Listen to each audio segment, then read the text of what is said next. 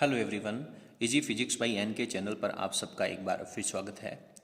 कक्षा 12 के भौतिक विज्ञान में 10वां चैप्टर अपना चल रहा है।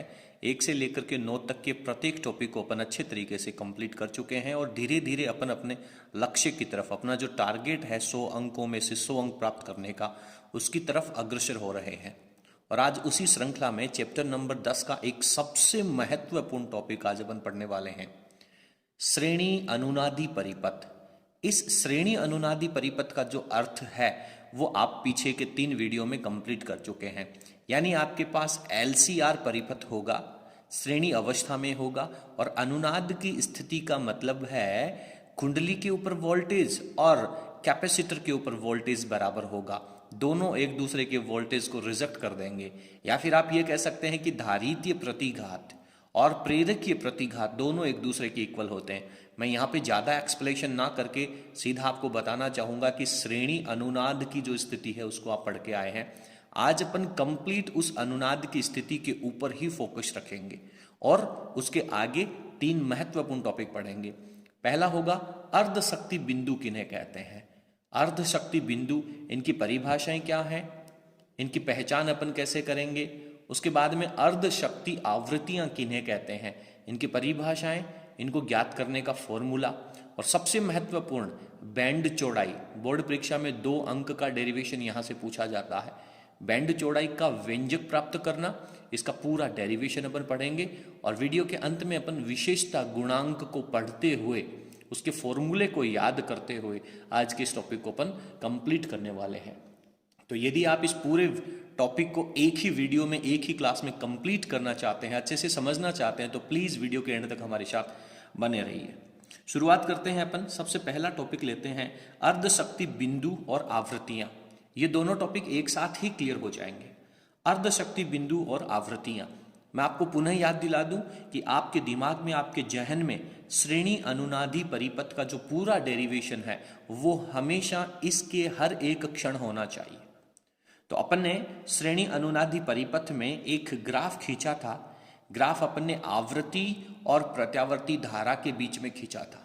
तो आपने पढ़ा था कि जैसे जैसे आवृत्ति का मान बढ़ेगा, परिपथ में जो प्रत्यावर्ती धारा है उसकी वैल्यू भी बढ़ेगी, और एक विशेष आवृत्ति के ऊपर परिपथ में बहने वाली प्रत्यावर्ती धारा का मान मैक्सिमम हो जाएगा।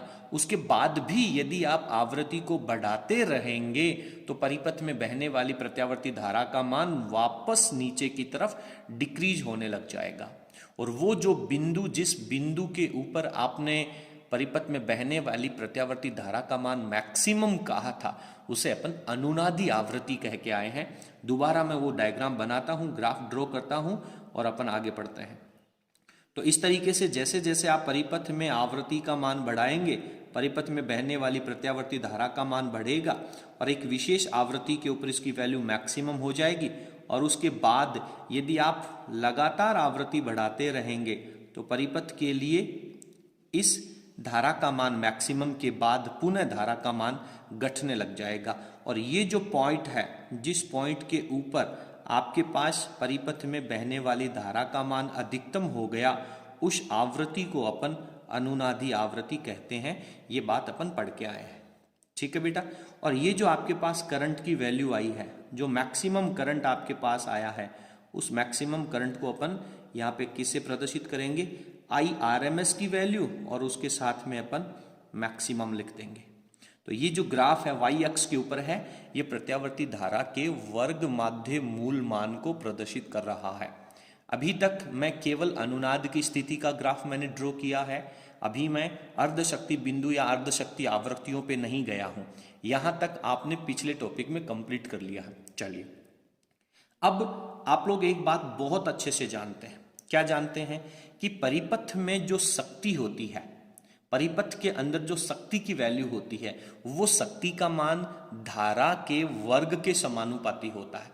P बराबर, आपने फॉर्मूला पढ़ा होगा, P बराबर I²R, पढ़ा ना बेटा।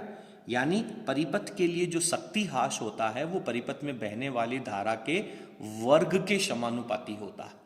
अब आप इस टॉपिक के हेडिंग में जाइए, अर्धशक्ति बिंदु। अर्ध शक्ति बिंदु यानी वो पॉइंट्स जहां पर शक्ति का मान आधा रह जाता है। और शक्ति का मान आधा रहने का मतलब आप यहां पे P/2 करेंगे और P/2 करने के बाद जब आप करंट की वैल्यू निकालना चाहेंगे तो आप इस I की जगह I/√2 लगा दें। मेरी बात को पुनः ध्यान से सुने। यदि आप शक्ति का मान आधा करना चाहते हैं तो आप एक काम कर सकते हैं, परिपथ में ये जो करंट है जिसका स्क्वायर आपने किया है, आप इस करंट की जगह I/√2 लगा करके उसका स्क्वायर कर दें। तो I का तो स्क्वायर हो जाएगा, बटा में √2 का स्क्वायर करोगे तो 2 आ जाएगा। तो फाइनल वैल्यू आपके पास I²R/2 निकल करके आ जाएगा। यानी मेरे कहने का मतलब ये है कि जिन बिंदुओं के ऊपर शक्ति की वैल्यू आधी रहेगी उन बिंदुओं के ऊपर करंट की वैल्यू है वो I/√2 होगी। I/√2, शक्ति का मान आधा और करंट का मान है वो √2 से डिवाइड हो जाएगा। तो √2 का मतलब क्या होता है? √2 का मतलब क्या होता है?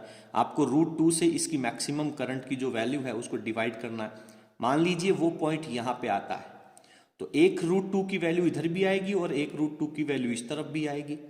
यहां पर करंट की वैल्यू कितनी है समझने का प्रयास करें। देखें करंट की वैल्यू कितनी है। सर करंट की वैल्यू I के RMS वैल्यू जो दे रखी है उसका जो मैक्सिमम मान आपने लिया है उसमें जब आपने √2 से डिवाइड कर दिया, इतनी वैल्यू करंट की है इन बिंदुओं पर।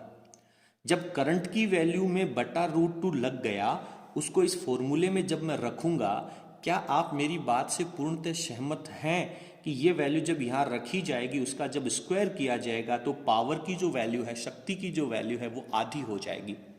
तो वो पॉइंट्स जहां पर शक्ति का मान आधा रह जाता है, या फिर आप कह सकते हैं कि वे बिंदु जहां पर प्रत्यावर्ती धारा का मान अपने मैक्सिमम मान का बटा √2 रह जाता है, उन बिंदुओं को अर्ध शक्ति बिंदु कहते हैं। और इस पॉइंट को मैं कह दूंगा P1 और इधर वाले पॉइंट को कह दूंगा बेटा P2। दिक्कत नहीं होनी चाहिए। तो इस तरह से अपन अर्ध शक्ति बिंदु तक पहुंच गए हैं।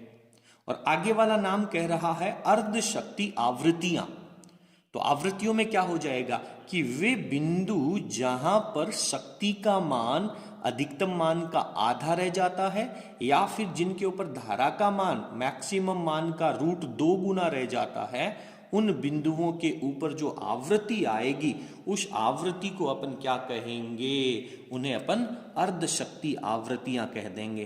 तो ये जो P1 है इसको मैं नीचे एक्स एक्स के ऊपर ले जा करके, जहां पे ये एक्स एक्स के ऊपर आवृत्ति को डिनोट करेगा वो आपके पास अर्ध शक्ति आवृत्तियों की वैल्यू हो जाएगी।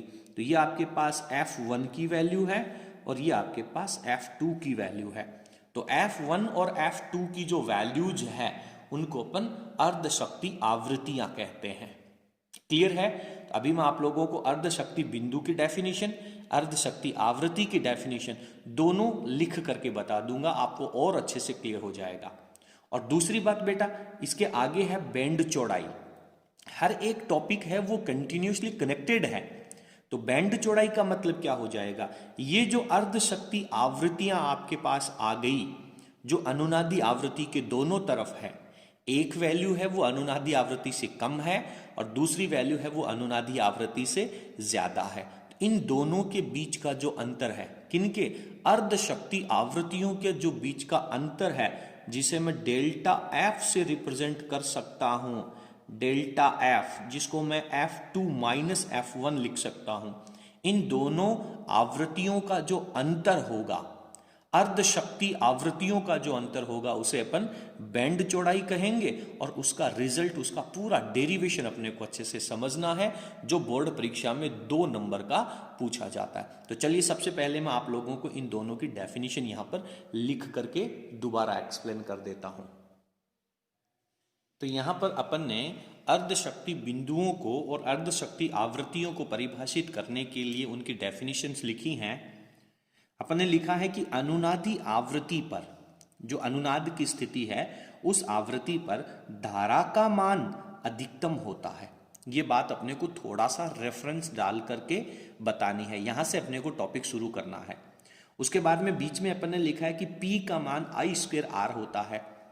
तो जब P का मान I स्क्वायर R होता है। तो अब इस बात को ज्यादा समझाने की जरूरत नहीं है, अपने को लिखना है क्या कि अनुनादी आवृत्ति के दोनों तरफ, अनुनादी आवृत्ति के दोनों तरफ आवृत्तियों का वह मान, कौन सा मान, जिन पर धारा का मान अपने अधिकतम मान का, धारा की जो वैल्यू है वो कितनी हो जाती है, अपने अधिकतम मान का 1/√2 गुना होता है। यानी आई जो मैक्सिमम है उसको 1/√2 से अगर अपन डिवाइड कर दें तो जो वैल्यू आएगी वो जो धारा का मान जिन बिंदुओं के ऊपर होगा, जिन आवृत्तियों के ऊपर होगा, धारा का मान अपने अधिकतम मान का 1/√2 गुना होता है, अर्ध शक्ति आवृत्तियां कहलाती हैं।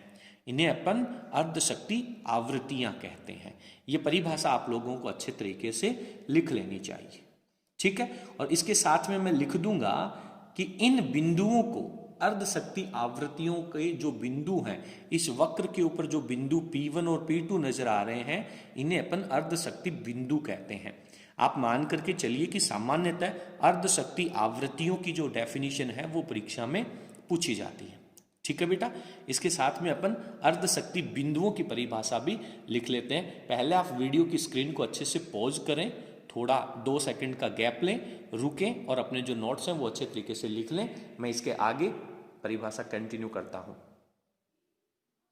और यहां पर मैंने अर्ध शक्ति बिंदुओं की परिभाषा को पूरा करने के लिए एक लाइन और लिखी है, जिसमें लिखा है कि अर्ध शक्ति आवृत्तियां कहलाती हैं, कंप्लीट हो गया, तथा इन बिंदुओं को, कौन कौन से बिंदु, P1 और P2 को, इन बिंदुओं को अर्ध शक्ति बिंदु कहते हैं। इस तरह से 2 डेफिनेशन, बहुत छोटी छोटी परिभाषाएं आपकी कंप्लीट हो जाती हैं।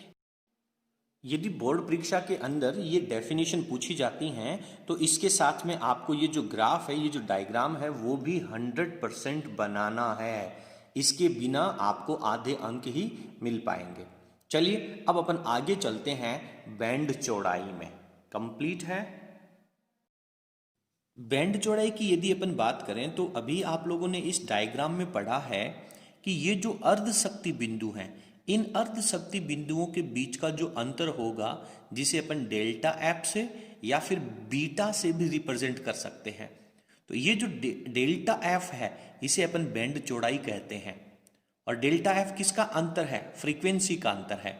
तो बैंड चौड़ाई का जो मात्रक है, ध्यान देना बेटा, अक्सर प्रश्न पूछा जाता है बैंड चौड़ाई, इसका मतलब बच्चे समझते हैं कि लंबाई का अंतर है। ये लंबाई का अंतर नहीं है, ये फ्रीक्वेंसी का अंतर है।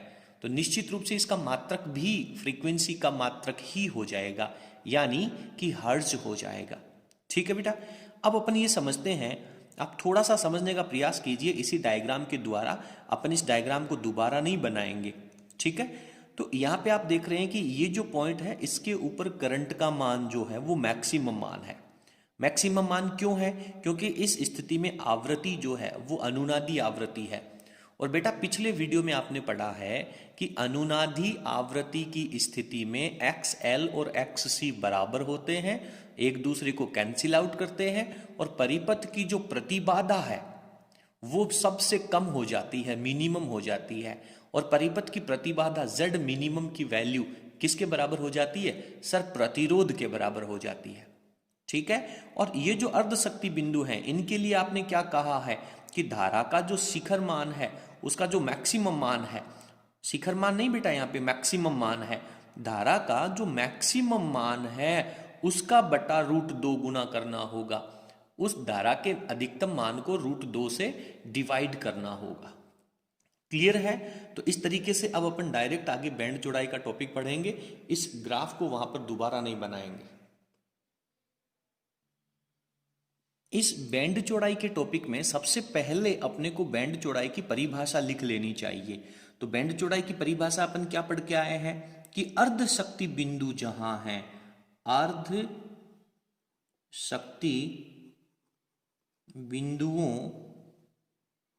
अर्ध शक्ति बिंदुओं की आवृत्तियां, अर्ध शक्ति बिंदुओं की आवृत्तियों, जिनको अपन क्या कहते हैं, अर्ध शक्ति बिंदुओं की आवृत्तियों, अर्धशक्ति आवृत्तियां जिन्हें अपन कहते हैं, अर्धशक्ति बिंदुओं की आवृत्तियों के बीच का अंतर या के मध्य का अंतर भी आप कह सकते हैं। इनके मध्य का जो अंतर है या अंतराल है, उस अंतराल को क्या कहते हैं बेटा अपन? बैंड चौड़ाई कहते हैं। मध्य का अंतर है वो बैंड चौड़ाई कहलाता है। ठीक है, ओके, कंप्लीट है डेफिनेशन। बहुत अच्छे से लिखेंगे, इसे डेल्टा एफ के द्वारा प्रदर्शित किया जाएगा। अब बात कर लेते हैं इसके मात्रक की। तो यहाँ पे मैं इसका मात्रक भी लिख देता हूँ। मात्रक क्या हो जाएगा बेटा? इसका मात्रक हर्ज हो जाएगा। तो बैंड चौड़ाई को आप किससे लिखोगे? सर बैंड चौड़ाई को यहाँ पे अपन डेल्टा एफ से लिख देते हैं, और इसकी जो वैल्यू है वो दोनों आवृत्तियों का अंतर है। दोनों आवृत्तियों के अंतर का मतलब क्या होगा? बड़ी आवृत्ति F2 है, उसमें से कम वाली आवृत्ति F1 अपनी यहाँ पे घटा देंगे। तो इसकी वैल्यू अपने को फाइंड आउट करनी है। अब आप मेरी बात को थोड़ा गौर से सुनना, अच्छे से समझ में आएगा। पहली बार में ही पूरा टॉपिक समझ में आ जाएगा। अभी आपने कहा कि जो अर्धशक्ति बिंदु हैं, उन अर्धशक्ति बिंदुओं के ऊपर शक्ति का मान कितना है? शक्ति का मान अधिकतम शक्ति का आधा, अर्ध शक्ति बिंदु। क्लियर है? अधिकतम शक्ति का आधा। अच्छा, अधिकतम करंट कितना था? सर अधिकतम करंट जो था वो IRMS, इसका मैक्सिमम मान, ठीक है, और उस पॉइंट के ऊपर करंट कितना था? बटा में √2 कर दो। और फिर शक्ति यदि अपने को बनानी है तो शक्ति का फॉर्मूला क्या होता है? I²R। तो I²R बटा में √2 का स्क्वायर करूंगा तो 2 हो जाएगा, और उसके साथ में R लगा दूंगा। ये मेरे पास अर्ध शक्ति बिंदु की शक्ति की वैल्यू आ जाती है। मैक्सिमम जो शक्ति है उसकी आधी शक्ति हो जाती है। मैक्सिमम शक्ति कैसे निकालेंगे? सर I² × R कर दीजिए। जो मैक्सिमम करंट है वहां पर शक्ति भी मैक्सिमम होगा, और अर्ध शक्ति बिंदु ले रहे हैं तो वहां पे उस शक्ति की वैल्यू हाफ हो जाएगी। लेकिन वहां पे जो भी शक्ति है, उस शक्ति को कुछ ना कुछ तो अपने को लिखना होगा। तो क्या लिखेंगे? वहां पे जो करंट होगा उसको मैं RMS वैल्यू कह देता हूं। IRMS, उसका स्क्वायर लगाऊंगा और R लिख दूंगा। क्लियर है बेटा? यहां से आपको बहुत अच्छे से नजर आ रहा है कि सर RR कैंसिल आउट कर दीजिए, तो IRMS की वैल्यू है वो मैक्सिमम मान का √2 गुना होगा। दोनों तरफ से स्क्वायर हट जाएगा, बटा में √2 लग जाएगा। तो इसको मैं यहाँ पे ऐसे लिख सकता हूँ कि I का जो RMS वैल्यू है, यानी वो जो शक्ति वाला पॉइंट है, उसकी वैल्यू कितनी हो जाएगी? इसके RMS वैल्यू के मैक्सिमम मान का बटा में √2 गुना, क्योंकि वर्गमूल निकालोगे तो ये स्क्वायर तो कैंसिल आउट होगा, R से R कैंसिल आउट होगा, 2 के ऊपर तो वर्ग है नहीं, इसलिए ये √2 बचेगा। और इसको आप क्या लिख सकते हो? 1/√2 को 0.7। तो यहां पर आपके पास IRMS की वैल्यू क्या बन जाएगी? √2 की वैल्यू होती है 1.414। उसको आप जब 1 को डिवाइड करोगे तो आपके पास 0.707 रह जाएगा। किसका? IRMS के मैक्सिमम मान का। इसको अपन समीकरण नंबर 2 डाल देते हैं। यानी कि जहां पर अर्ध शक्ति बिंदु होगा, उस अर्ध शक्ति बिंदु के ऊपर जो धारा की वैल्यू है वो आपके अधिकतम धारा, कौन सी अधिकतम धारा? जो अनुनादी आवृत्ति के ऊपर अधिकतम धारा है उसका 0.707 यानी 70.7% कह सकते हैं आप इसे। यानी जो अनुनादी स्थिति के ऊपर करंट होगा उस धारा का 70.7% करंट है, वहां पर आपको अर्ध शक्ति बिंदु मिल जाएगा। तो अब मैं समीकरण नंबर 1 का उपयोग करूंगा। समीकरण नंबर 1 में से दोनों तरफ से R कैंसिल आउट किया, इन दोनों का रूट जब हटाएंगे, स्क्वायर जब हटाएंगे तो बटा में √2 लग जाएगा। आप ये इक्वेशन कह सकते हैं। तो डायरेक्ट अपन इस इक्वेशन का ही उपयोग करेंगे। तो मैंने इसी इक्वेशन को यहां पे पुनः लिख दिया है। ठीक है बेटा, अब आप थोड़ा सा समझने का प्रयास करें। IRMS वैल्यू का मतलब क्या है? अनुनादी परिपथ है, इसका मतलब उसमें कुंडली भी है, कैपेसिटर भी है और प्रतिरोध भी लगा हुआ है। जब तीनों लगे हुए हैं, यहां पे धारा का मैक्सिमम मान है क्या? ये क्या धारा का शिखर मान है क्या? सर शिखर मान तो नहीं है, मैक्सिमम मान तो नहीं है। और और जब मैक्सिमम मान नहीं है उस समय यदि आप धारा की वैल्यू लिखोगे तो आपको क्या लिखना पड़ेगा, आपको लिखना पड़ेगा कि वोल्टेज का आरएमएस मान I बराबर V अपॉन R होता ना, और बटा में प्रतिरोध की जगह कौन काम करेगा। ध्यान दें बेटा, यहाँ पे करंट का शिखर मान या मैक्सिमम मान नहीं है, अधिकतम मान नहीं है, अनुनादी आवृत्ति की धारा नहीं है ये। अधिकतम धारा का मतलब अनुनादी आवृत्ति की धारा नहीं है। इसका मतलब यहाँ पे प्रतिबाधा अप्लाई होगी, और प्रतिबाधा का फॉर्मूला क्या होता है, यहाँ पे मैं रूट लगाऊंगा और यहाँ पे लिखूंगा R square plus X L की जगह क्या लिख दूं, omega L, minus X C की जगह क्या लिख दूं, 1 अपॉन ओमेगा सी, और इन दोनों का स्क्वायर कर दूंगा।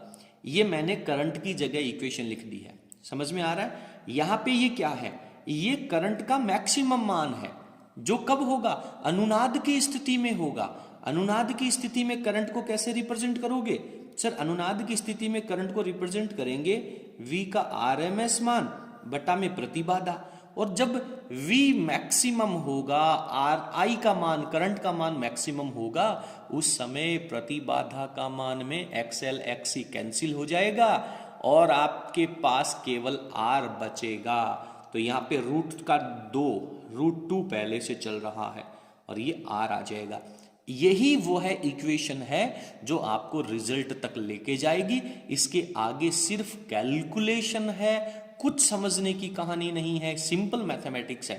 केवल आपको ये जो दो लाइनें हैं, पहली लाइन शक्ति का मान, अर्ध शक्ति की बिंदु, ये टोटल शक्ति का आधा हिस्सा है जिसे अपन अर्ध शक्ति बिंदु कह रहे हैं। इस कहानी से समीकरण 2 आपको प्राप्त करना है। ये वाला इक्वेशन अपन लेकर के चलेंगे, सिंपल I के आरएमएस वैल्यू को और I आरएमएस के मैक्सिमम वैल्यू को लिखना है, जिसमें एक में बटा में प्रतिबाधा आएगी और जब करंट मैक्सिमम होगा दैट टाइम बटा में केवल प्रतिरोध आएगा। याद करें, आरएमएस V की वैल्यू कैंसिल आउट हो जाएगी। क्या इन दोनों को मैं इक्वल कह दूं? तो यहां से आप कह सकते हैं कि सर इसका जो कैलकुलेशन होगा, जो रिजल्ट होगा, सॉल्यूशन होगा, यहां से बेटा रूट भी नजर आ रहा है, VRMS से VRMS कैंसिल आउट हो गया। यहाँ पे ये रूट नजर आ रहा है, इस रूट को हटा दूं। हटाने के लिए क्या करूंगा, दोनों तरफ का वर्ग करूंगा। तो इधर तो मेरे पास बचेगा R का square plus omega L minus 1 upon omega C का होल स्क्वायर बराबर में, इसका जब आप स्क्वायर करोगे तो √2 का स्क्वायर 2 हो जाएगा और R का स्क्वायर R स्क्वायर हो जाएगा। दिक्कत नहीं होनी चाहिए। ये R स्क्वायर दूसरी तरफ माइनस में जाएगा, जब माइनस में जाएगा तो एक R स्क्वायर को कैंसिल आउट कर देगा। फाइनली आपके पास बचेगा क्या, ओमेगा L बटा 1 अपॉन ओमेगा C, इसका आपके पास स्क्वायर चल रहा है, दूसरी तरफ आपके पास केवल R स्क्वायर आ रहा है। ठीक है, दोनों तरफ से रूट हटा दो, दोनों तरफ से स्क्वायर हटा दो। जब आप दोनों तरफ से स्क्वायर हटाओगे तो यहां आपके पास omega L minus 1 upon omega C, और इधर R स्क्वायर का जब आप वर्गमूल करेंगे तो आपके पास प्लस माइनस R आ जाएगा। ठीक है, प्लस माइनस R आ जाएगा। तो अब अपने को क्या करना है, ओमेगा की दो वैल्यू हो सकती हैं। ओमेगा बराबर 2 पाई f होता है और अर्ध शक्ति बिंदु में f की दो वैल्यूज हैं। ओमेगा क्या होता है, 2 पाई f होता है। ओमेगा में 2 पाई f और f की दो वैल्यूज हैं, एक वैल्यू कम वाली है, एक वैल्यू ज्यादा वैल्यू है, जो F1 और F2 के द्वारा लिखा है। P1 के लिए इक्वेशन को लिखेंगे, P2 के लिए इस इक्वेशन को लिखेंगे। ठीक है बेटा, तो यहां पर इस इक्वेशन को मैं नंबर, आपका समीकरण नंबर कितना डाल दूं, इसको समीकरण नंबर 3 डाल देता हूं, जिसकी मुझे आगे जरूरत पड़ेगी तो यूज करेंगे। थोड़ा सा मैं वीडियो को ऊपर, कॉपी को ऊपर स्किप करना चाहूँगा। आप वीडियो की स्क्रीन को पॉज करें और अपने जो नोट्स हैं वो अच्छे तरीके से समझते हुए लिखते जाएं। ठीक है, चलिए थोड़ा सा ऊपर चलते हैं। जितना स्पेस अपने पास खाली बचा हुआ है उसका उपयोग करते हैं और अपन थोड़ा सा आगे चलते हैं। ओके, चलिए बेटा, बिंदु P के लिए ले लीजिए सर। बिंदु जो P1 है उस P1 के लिए ले लो। तो बिंदु P1 के लिए क्या आएगा, बिंदु P1 के लिए सर ओमेगा के साथ में 1 हो जाएगा, L हो जाएगा, माइनस 1 अपॉन ओमेगा के साथ में 1 हो जाएगा, C हो जाएगा, और इस तरफ आपके पास प्लस आर या माइनस आर, क्या लिखूं?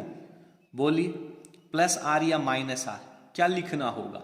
यहां पर अपन प्लस माइनस आर में से कम वाली वैल्यू को अप्लाई कर देते हैं, तो ये माइनस आर है वो कम प्रतिरोध होगा, क्योंकि आपने आवृत्ति को कम लिया है तो प्रतिरोध को भी कम ले लेना चाहिए। इसे इक्वेशन नंबर 5 कह देंगे। अब मैं कह दूंगा इक्वेशन नंबर 4 कह देंगे इसे P2 के लिए, बिंदु P2 के लिए ले लो। तो सर यहाँ पे ओमेगा 2L हो जाएगा, 1 माइनस 1 अपॉन ओमेगा 2C हो जाएगा, और इस तरफ आपके पास प्लस का R हो जाएगा। इस इक्वेशन को मैं नंबर 4 डाल देता हूँ और नीचे वाली इक्वेशन को नंबर 5 डाल देता हूँ। यहाँ तक दिक्कत नहीं होनी चाहिए, अगर है तो भी नहीं होनी चाहिए, आपको बहुत अच्छे से क्लियर करना होगा। ओके, अब बेटा मुझे करना क्या है? मुझे तो सर ओमेगा 1 और ओमेगा 2 का अंतर निकालना है, क्योंकि बैंड चौड़ाई निकालनी है ना, तो F1 और F2 का अंतर निकालना है, या फिर आप कह सकते हैं कि F2 माइनस F1 करना है। तो F2 माइनस F1 करने के लिए मुझे क्या करना चाहिए? एक काम कर लेना चाहिए सर, देखिए क्या करना चाहिए, मैं आपको बता दूंगा। पहले आप थोड़ा सा एक बार मैं जैसा कहता हूं वैसा करने का प्रयास कीजिए। समीकरण नंबर 4 और 5 को आप जोड़िए, ठीक है? क्यों जोड़ना है वो आपको बाद में समझ में आएगा। अभी आपको पता तो चल रहा है कि सर मुझे ओमेगा 2 माइनस ओमेगा 1 चाहिए, क्योंकि बैंड चौड़ाई निकालनी है जो कि F2 माइनस F1 होती है। तो समीकरण 5 में से 4 घटा लेना चाहिए ताकि अपन थोड़ा सा नजदीक पहुंच जाएंगे। लेकिन मैं आपको कहता हूं कि पहले थोड़ा जोड़ लो बेटा। क्यों जोड़ लो? अरे कई बार क्या होता है कि कोई काम करने के लिए बीच में जब दूसरी चीज की जरूरत पड़ेगी, दूसरी भौतिक राशि की जरूरत पड़ेगी, तो वो भी तो पहले से तैयार रखनी पड़ेगी ना। तो किसकी जरूरत पड़ेगी इसको अपन थोड़ा सा समझते हैं। मैं आपसे कहता हूं कि समीकरण नंबर 4 व 5 इन दोनों को क्या करने पर? जोड़ने पर। इन दोनों को जोड़ लीजिए। जब आप इन दोनों को जोड़ेंगे तो क्या होगा बेटा? आप कहेंगे कि सर इन दोनों को जोड़ा तो L कॉमन आ गया, तो ओमेगा 1 प्लस ओमेगा 2 तो बाहर रह गया और L इसमें से कॉमन आ गया। यहां से अब आगे जब इन दोनों को बाद वाले पदों को जोड़ेंगे तो इनमें से क्या कॉमन आ जाएगा? सर माइनस कॉमन आ जाएगा, और क्या कॉमन आ जाएगा? 1 अपॉन सी भी कॉमन आ जाएगा, ठीक है? 1 अपॉन सी को भी मैं कॉमन ले लेता हूं, तो यहां पे मेरे पास क्या बचेगा? 1 upon omega 1 plus 1 upon omega 2 मेरे पास ब्रैकेट में रह जाएगा, और 1 अपॉन सी कॉमन आ जाएगा। राइट हैंड में साइड में चलो, माइनस आर और प्लस आर इन दोनों को प्लस करो तो आपके पास बेटा 0 आ जाएगा, ठीक है? अब ये वाली जो कैलकुलेशन है इसको सॉल्व करके आप पहले इसका एलसीएम लेंगे, और एलसीएम लेकर के इसको थोड़ा सा सॉल्व करो, देखो क्या आता है। सॉल्व करो पहले, पता चल जाएगा।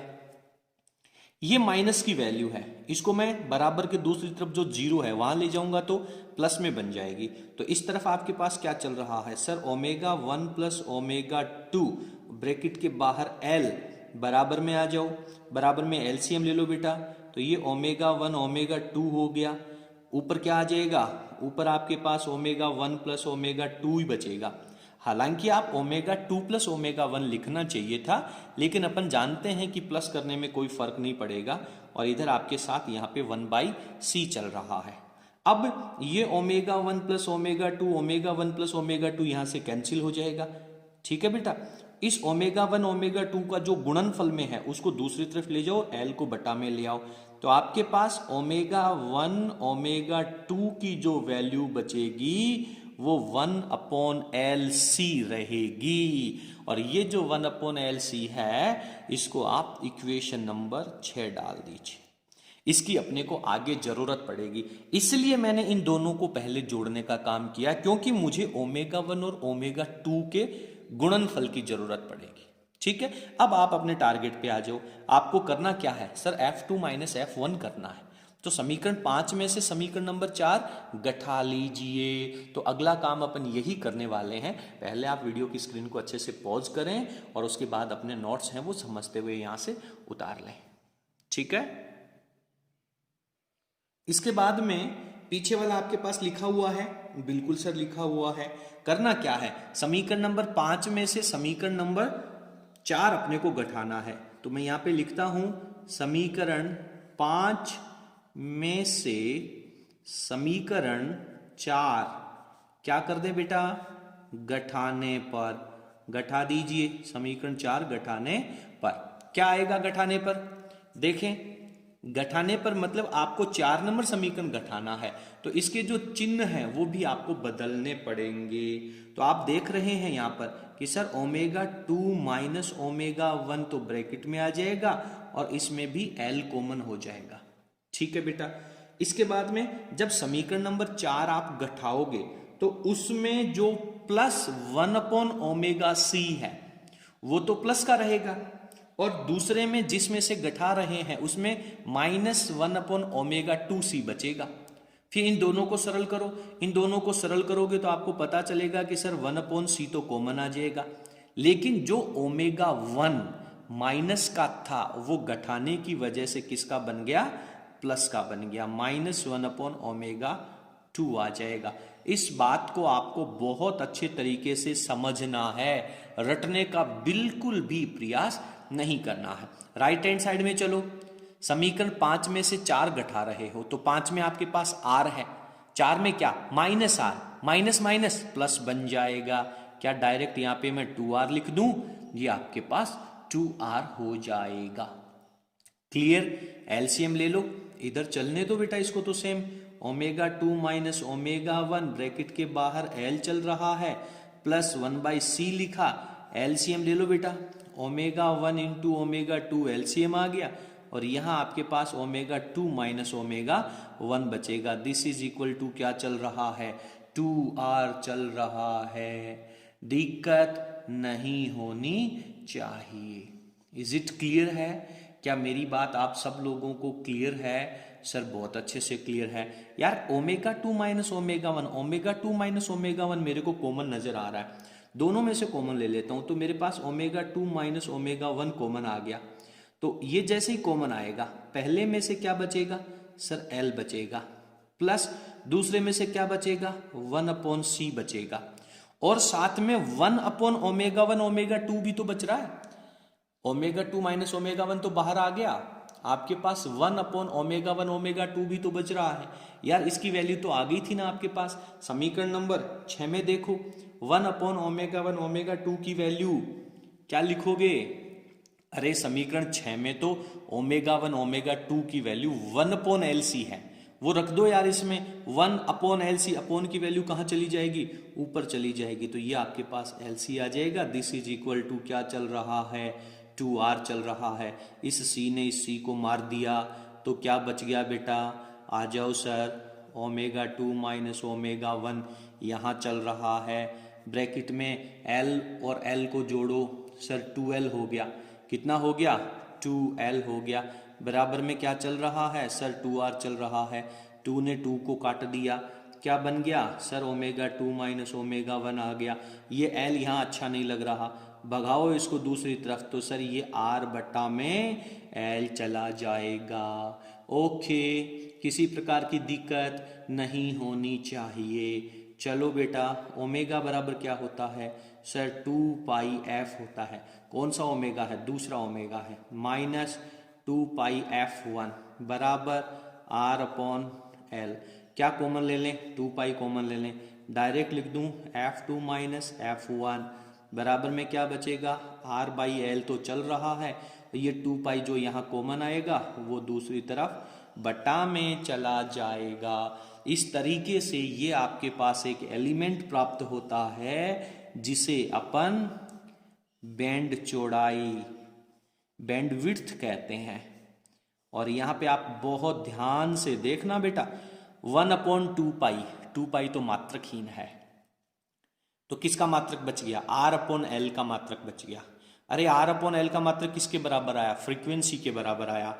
विशेष प्रश्न ये है कि r/L का जो मात्रक है वो भी फ्रीक्वेंसी के मात्रक के बराबर होता है, और फ्रीक्वेंसी का मात्रक हर्ट्ज होता है, और यदि इसे मैं समय में लिखना चाहूं तो इसका मात्रक सेकंड इनवर्स आएगा। अच्छे तरीके से समझ लें, गांठ बांध लें, याद कर लें। r/L का मात्रक सेकंड इनवर्स, उल्टा भी पूछ सकता है, एल अपॉन आर की वैल्यू सेकंड भी पूछ सकता है, दिक्कत नहीं होनी चाहिए, याद करना है, अच्छे से समझना है। क्लियर है? चलिए अब अगला टॉपिक पे चलते हैं। एक बहुत छोटा सा टॉपिक अपना इसमें और रह जाता है, जो है आपका विशेषता गुणांक। पहले आप वीडियो की स्क्रीन को पॉज करेंगे और नोट्स अच्छे तरीके से लिख लेंगे। तो अब अपन पढ़ने वाले हैं विशेषता गुणांक, जिसे इंग्लिश में क्वालिटी फैक्टर कहा जाता है।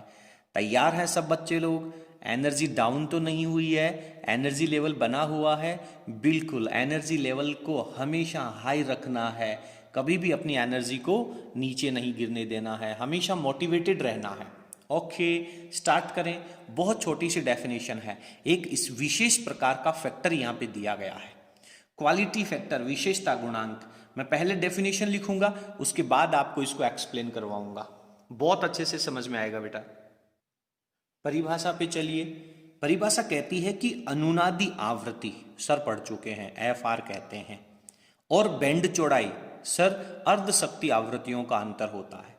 तो अनुनादी आवृत्ति और बैंड चौड़ाई का यदि अनुपात ले लिया जाए, इन दोनों को डिवाइड में डाल दिया जाए, तो वो जो अनुपात होगा उसे अपन विशेषता गुणांक कहते हैं। इसको Q से डिनोट किया जाता है।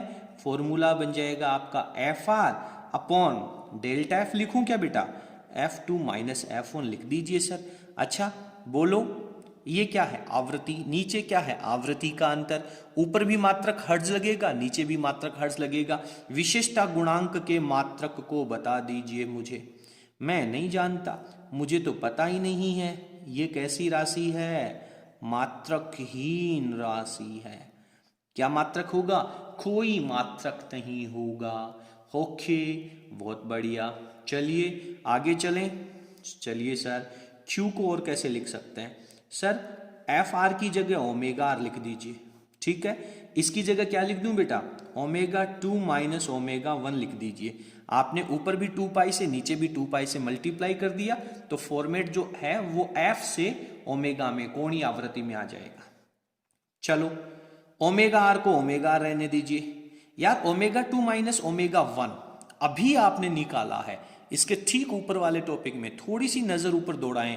ओमेगा 2 माइनस ओमेगा 1 क्या आया है? सर R अपॉन L आया है। तो R अपॉन का L कहां चला जाएगा? ऊपर चला जाएगा। तो ये आपके पास एक नया फॉर्मूला बन जाता है, ठीक है। अब आप बहुत अच्छे से जानते हैं, क्योंकि ओमेगा R की जो वैल्यू होती है अनुनादी आवृत्ति की, वो होती है 1 अपॉन रूट LC। पढ़ के आए हैं आप पिछले डेरिवेशन में, दोबारा जाकर के पढ़ सकते हैं, लिंक आप लोगों को डिस्क्रिप्शन में मिल जाएगा। हर एक टॉपिक को बिल्कुल क्रिस्टल क्लियर चलना है।